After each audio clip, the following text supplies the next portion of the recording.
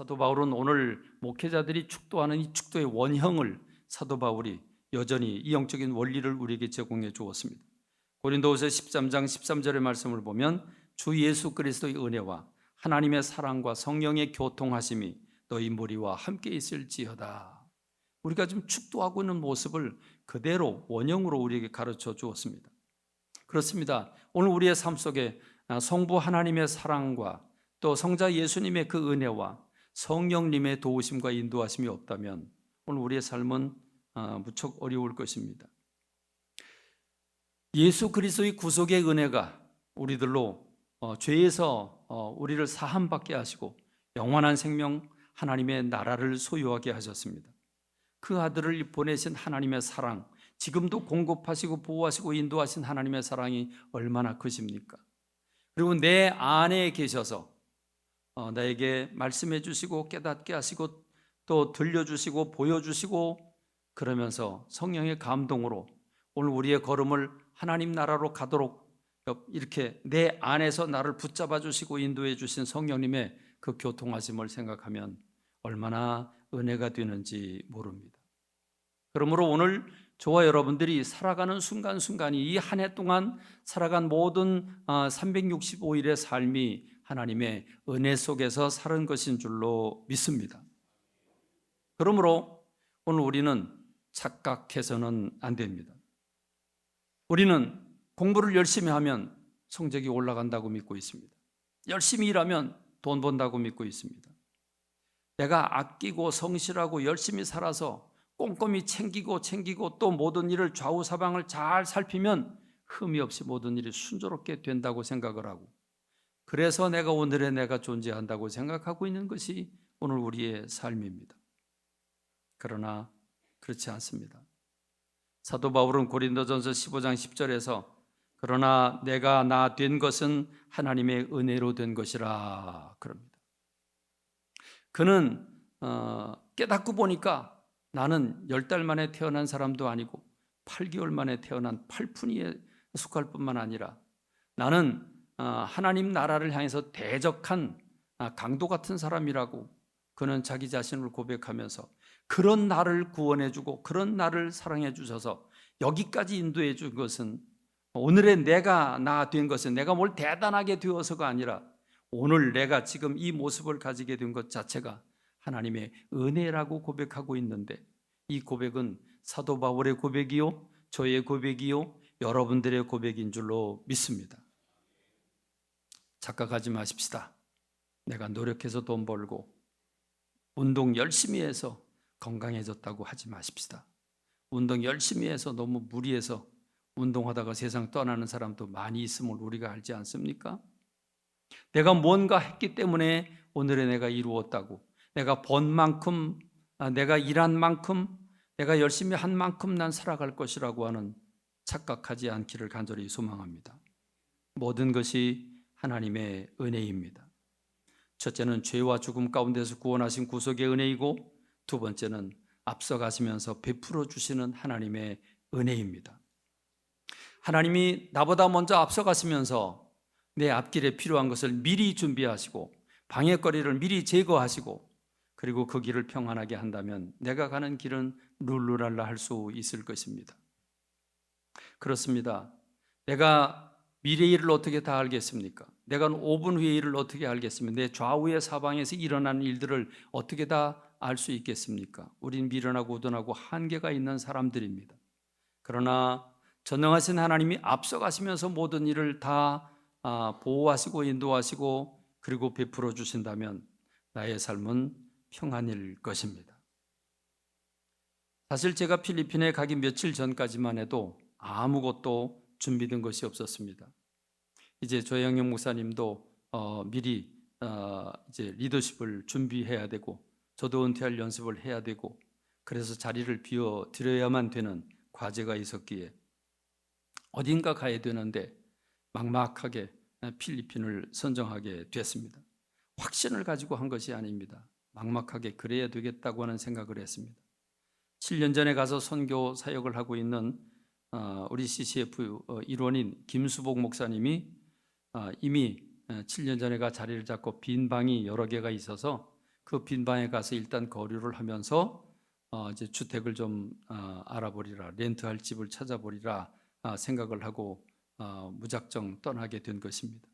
바로 떠나기 전날 그 김대현 목사님이라고 게스트하우스를 운영하고 있는 김대현 목사님과 만나 대화를 나누면서 그 전날 방이 그 원룸이 거실 하나가 있고 그 침실이 하나 있는 원룸이 지금 비어 있다고, 그 방을 준비할 거라고 하는 얘기를 듣고 그 방을 쓰라고 해서 떠나기 전날 그 소식을 듣고 떠나게 된 것입니다. 그리고 비행기도 마침 그때 이게 프로모가 있어서 23kg의 짐을 두 개를 붙일 수 있었습니다. 그러니까 큰 박스 2개를 준비를 하고 또 기내로 들어가는 10kg짜리까지 하니까 이게 집사람하고 저하고 합하니까 가방을 무려 6개나 짐을 꾸릴 수 있어서 웬만한 짐들은 다 가져갈 수 있었습니다. 그래서 이제 비행기를 타고 도착을 하게 되는데, 사실 그 김대현 목사님 운영하는 게스트하우스라고 하는 게 침대만 덩그러니 있지 살림살이는 아무것도 준비되어 있지 않았습니다. 근데 일단 그 방에 가기로 했는데 도착을 하고 보니까 저하고 같은 시간에 다른 비행기로 그 김대현 목사님 딸이 그 방을 그 숙박업소에 내놓기 위해서 그 방을 꾸미려고 같은 시간대에 다른 비행기를 타고 딸이 한국에서부터 왔습니다. 그리고 그 방을 TV를 놓고 소파를 놓고 밥솥이라든지 그릇이라든지 토스터 뭐 이런 것들을 준비를 하고 숙박업소에 내놓으려고 했던 것들을 저에게 넘겨주게 되었습니다. 그래서 아주 필요한 것들을 꼭 필요한 것들을 준비된 상태에서 집에서 살게 됐습니다. 특별히 빨래와 청소까지도 게스트하우스의 그 도우미가 해주는 조건으로 했기 때문에 저는 아주 무척 편안하게 그 집에 머물 수 있었습니다. 그런데 더 놀라운 것은 한방병원이었습니다. 사모가 판정받은 것은 파킨슨 증후군입니다.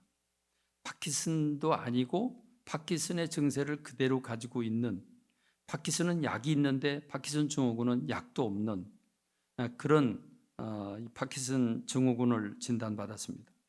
서울 삼성병원에서는 약 효과가 없다고 아예 약도 지어주지 않았습니다. 그리고 서울까지 올 필요 없이 강대병원에 다니면서 치료하라고 내려보냈습니다. 서울대학병원에서는 파킨슨 증후군이라고 동일하게 판정을 내리면서 약을 지어주긴 했지만 이 약이 별 효과가 없을 거라고 그러면서 약을 지어주었습니다. 그리고 그것도 계속 진행할 것이라고, 그 병이 점점 더 진행할 것이라고 하는 얘기를 들으면서 오히려 병원에 가서 큰 짐을 더 안게 됐습니다. 그래서 이렇다 할 처방이 대한민국에서 최고의 병원인 서울대학병원에서 그런 진단을 내리니까 어떻게 보면 좌절할 수밖에 없었는데, 그래서 저는 필리핀에 막연한 기대를 걸게 됐습니다. 왜냐하면 7년 전에 그 김수보 목사님 사모가 담도암이 걸려서 병원에서 6개월 선고를 내렸습니다. 그런 그가 필리핀에 가서 그 명의를 만나서 그 병을 고침을 받고 지금까지 건강하게 잘 살고 있습니다. 알고 보니까 반신반의하고 그 병원을 찾아갔지만 알고 보니까 간경화로 3개월 만에 죽을 거라고 판정받은 사람이 그에게 치료를 받고 지금 건강하게 잘 살고 있고, 루게릭이라든지 발가락이 썩어 들어가는 당뇨 환자를 살려내고 그리고 많은 치료를 한 경험이 있는 그런 명의를 만나게 되었습니다. 저는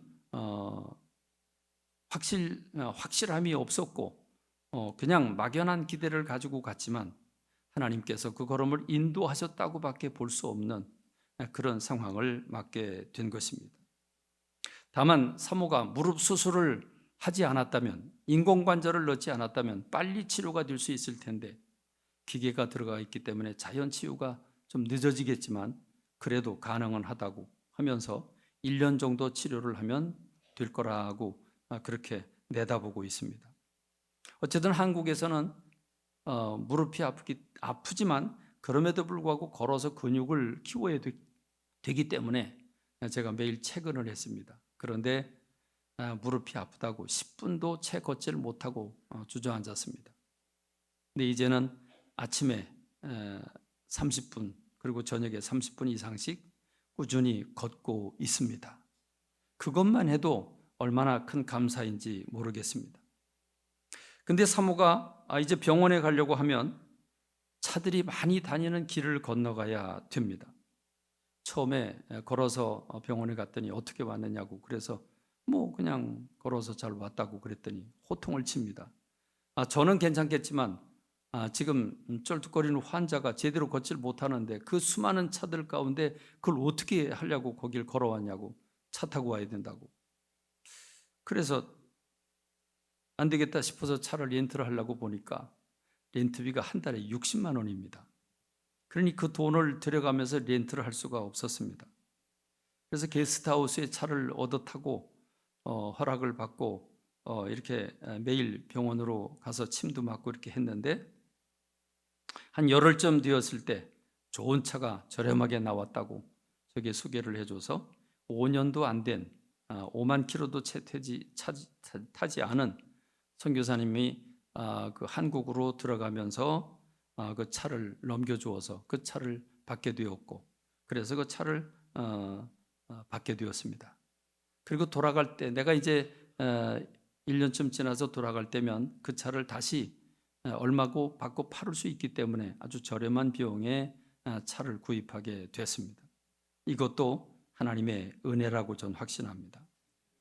모든 것이 앞서가신 하나님의 은혜로 순조롭게 준비가 되고 공급이 되고 있다고 하는 것을 느끼면서 필리핀에 있는 선교사님은 자기는 수년에 걸쳐서 이루어질 일을 목사님 한 달 만에 모든 일을 다 완벽하게 모든 걸 다 준비하고 있다고 날마다 기적이라고 저한테 그런 얘기를 하기도 했습니다. 근데 사실 그 사는 집이 숙박업소에 내놓으려고 준비를 했지만 어떤 집기류나 가구나 이런 시설이 전혀 없었습니다. 그리고 문간방이었기 때문에 밤에는 불을 켤 수가 없습니다. 불을 켜면 안이 훤히 다 들여다 보이기 때문에 사실 많이 불편했습니다.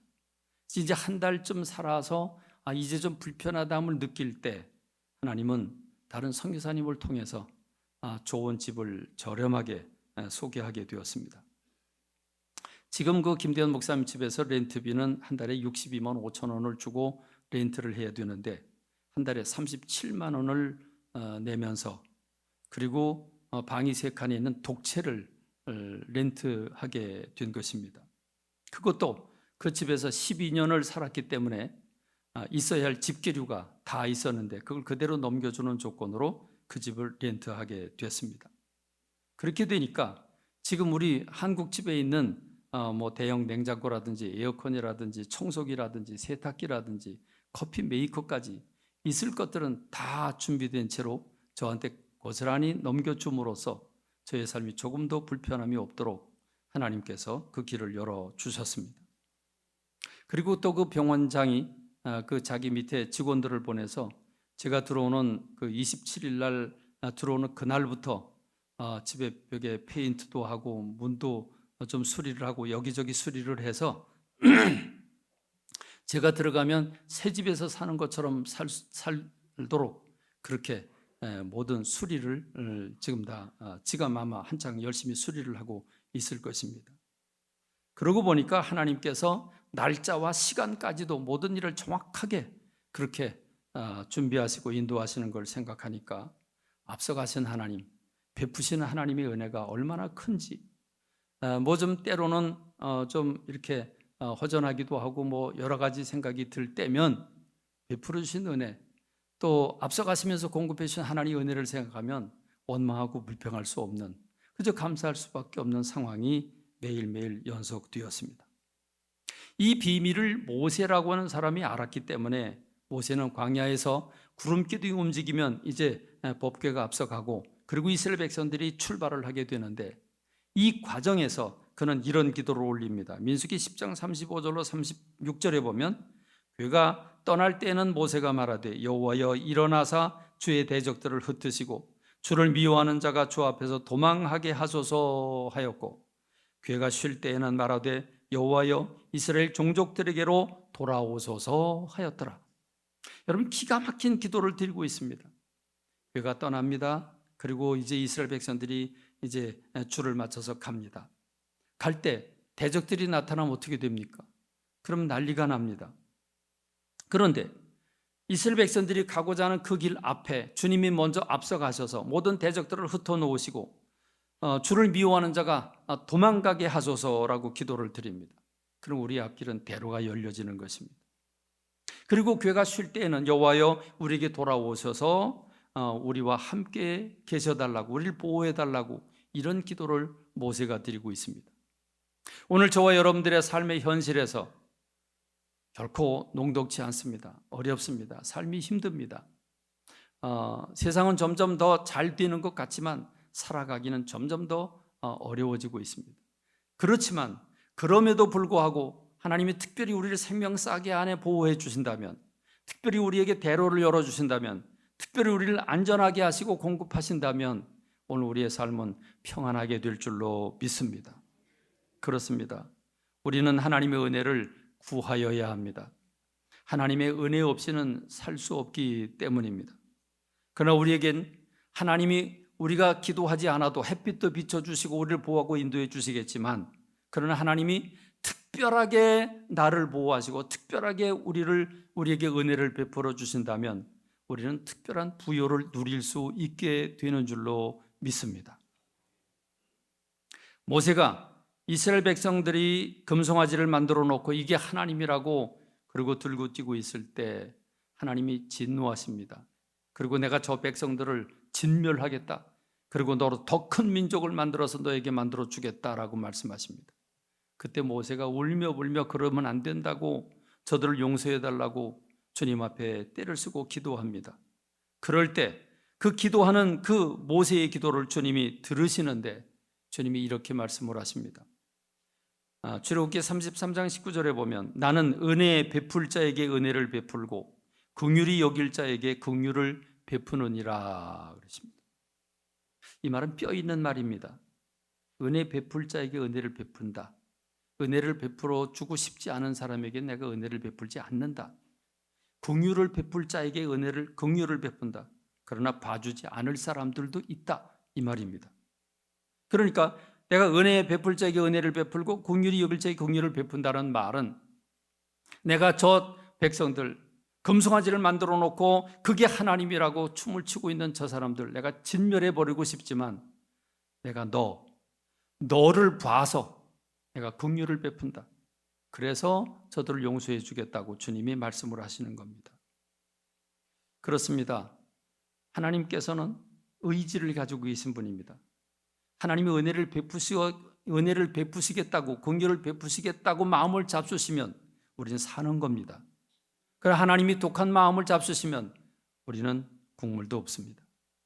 그렇기 때문에 우리가 어떻게 하면 하나님의 은혜를 받을 수 있을까?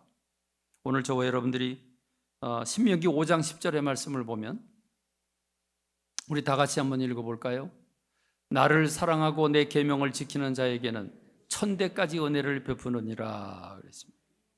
여러분, 주님이 살아계신 하나님이시고 인격을 가지고 계신 하나님이시기 때문에 하나님의 존재를 인정하고 하나님을 경외하고 하나님이 하신 말씀을 소중히 여기고 그 말씀을 실천하는 사람들, 하나님 특별히 은혜를 베풀어 주시고 긍휼을 베풀어 주시는 줄로 믿습니다.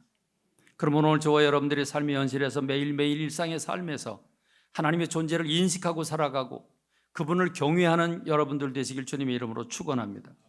그리고 그분이 하신 말씀들을 나에게 들려주시는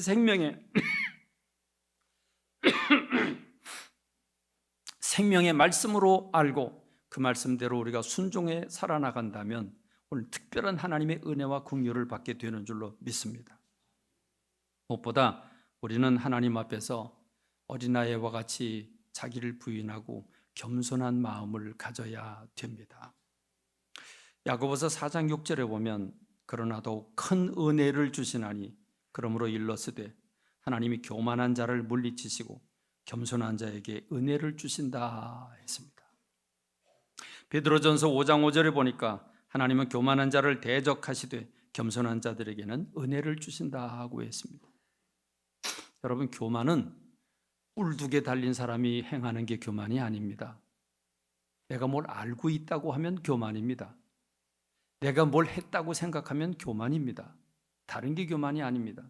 나는 아무것도 아니라고 자기를 부인하는 게 겸손입니다. 여러분, 다른 사람 앞에서 자기를 부인한다고 하는 것이 결코 쉬운 일이 아니죠. 자랑하고 뽐내고 난 이런 사람이라고, 나는 똑똑한 사람이라고, 내 말이 맞다고 주장하는 것이 오늘 우리가 사는 시대인데, 자기를 부인하고 난 아무것도 아니라고 한다는 게 결코 쉬운 게 아니죠. 어려운 일입니다. 그런데 누구에게 은혜를 베풀어 주신다고요? 겸손한 사람에게 은혜를 베풀어 주신다고요. 오늘 말씀의 본문이 그렇습니다. 오늘 본문의 말씀은 사실 사도 바울이 3층 천의 세계까지 다녀왔습니다. 천국까지 다 보고 왔습니다. 3층 천, 1층이 있고 2층이 있고 3층까지 있는데 3층 천까지 다녀왔습니다. 우린 거기 구경도 못했는데, 여러분 대단한 사람 아닙니까? 대단한 사람입니다. 그럼에도 불구하고 사도 바울은 그게 자기 얘기면서 자기 얘기가 아니라고 발뺌을 하면서 오히려 나는 약한 것을 자랑하겠다고 합니다. 여러분, 이 사도 바울에게는 신학자들마다 의견이 좀 분분해서 정확한 게 어떤 병인지 모르겠지만 사도 바울은 몹시 고통스러워서 견딜 수 없는 질병을 가지고 있었습니다. 그게 안질, 눈병이라고 말하는 사람이 있고 간질병이다라고 말하는 사람이 있는데 어느 병인지 모르겠지만 사도 바울은 너무 힘들어서 그것 때문에 너무 고통스러워서 하나님 앞에 3번씩 기도를 합니다. 근데 여러분, 사도 바울이 어떤 사람입니까? 사도 바울의 앞치마, 사도 바울의 손수건만 갖다 얹어도 귀신이 도망가고 질병이 나은 사람입니다. 그런데 그 사도 바울, 그 능력의 사도 바울이 자기 자신은 그게 눈병인지 간질병인지 모르지만 그 병 때문에 너무 괴로워서 하나님 앞에 3번씩이나 특별히 기도를 했습니다. 근데 어떤 응답이 내려왔습니까?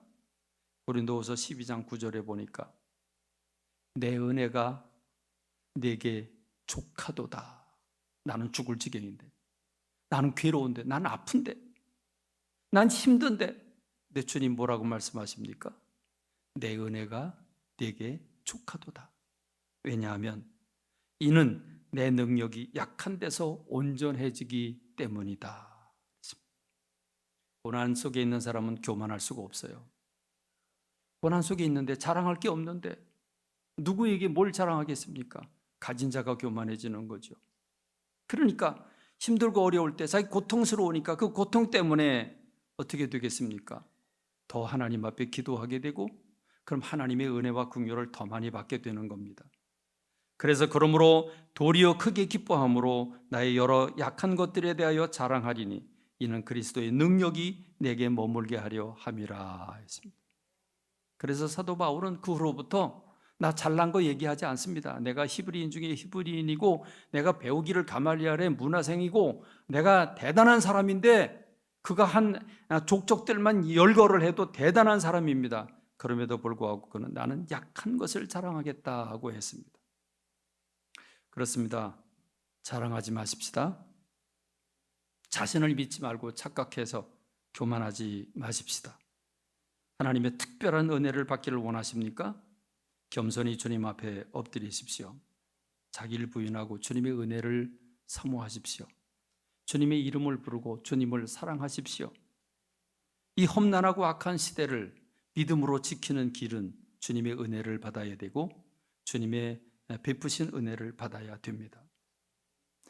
여러분이 이 은혜를 갈망하고 은혜를 사모함으로써 하나님의 사랑으로 이 험난한 시대를 평강으로 살아가는 여러분들 되시기를 주님의 이름으로 축원합니다.